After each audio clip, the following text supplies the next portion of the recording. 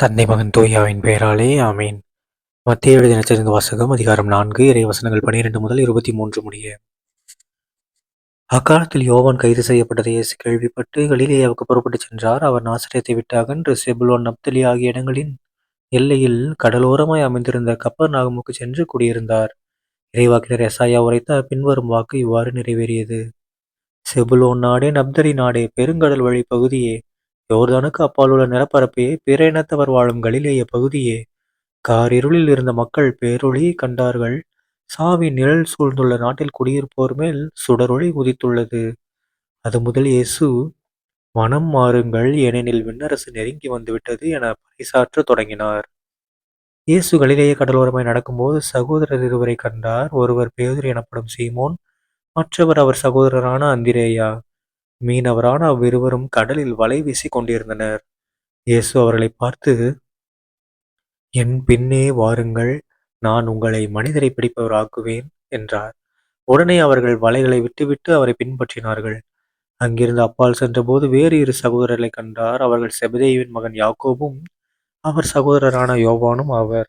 அவர்கள் தங்கள் தந்தை செபதேயுவுடன் படகில் வலைகளை பழுது பார்த்து கொண்டிருந்தார்கள்.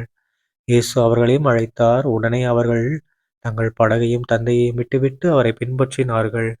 அவர் கலிலேய பகுதி முழுவதும் சுற்றி வந்தார். அவர்களுடைய தொழுகை கூடங்களில் கற்பித்தார்.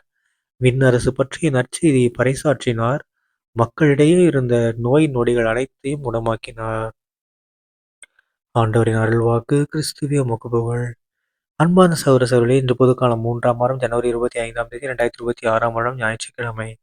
இன்றைய நற்செய்தியில பாருங்க என்ன நடக்குது. நம்ம ஏசப்பா எங்கெங்க முடியுமோ அங்க எல்லா இடத்துக்கும் போய் என்ன பண்றாரு, நற்செய்தி அறிவிக்கிறாரு. விண்ணரசு நெருங்கி வந்து விட்டது, மனம் மாறுங்கள். ஓகேங்களா? விண்ணரசு வருது, ஓகே. அதுக்கு நாம முதல்ல என்ன மாறணும்? நம்முடைய மனதெல்லாம் மாறணும். எப்படி மாறணும்? கடவுளை நோக்கிய மனதாக மாறணும். இப்ப நம்ம எல்லாமே எப்படி இருக்கோம்? உலகை நோக்கிய மனமா இருக்கும். எப்படியெல்லாம் சம்பாதிக்கலாம், எப்படியெல்லாம் ஊர் சுத்தலாம், எப்படியெல்லாம் லைஃப்பை என்ஜாய் பண்ணலாம், எப்படியெல்லாம் என்னென்ன தப்பு பண்ணலாம் அப்படிங்கிற மைண்ட் செட்ல தான் வாழ்ந்துட்டு இருக்கோமே. தப்புங்கிறது தெரியாம பண்றது. ஸோ, நாம என்ன பண்ணணும் இனிமேல அந்த எல்லாத்தையும் மனத மாத்தி, நாம கடவுளுடைய இறையாட்சிக்காக நம்மை நாம தயாரித்து கொண்டு, விண்ணரசு வாழ்க்கைக்காக நம்மள நாம ரெடி பண்ணணும். ஓகேங்களா? அப்படி நம்ம பண்ணோம்னா தான் அதுக்கு பேர் தான் என்ன மனம் மாற்றம். ஏசப்பா விரும்புறது அதேதான். மனம் மாறுங்கள் அப்படின்னு விரும்புறார். ஓகேங்களா? தந்தை மகன் தூயாவின் பெயராலே ஆமீன்.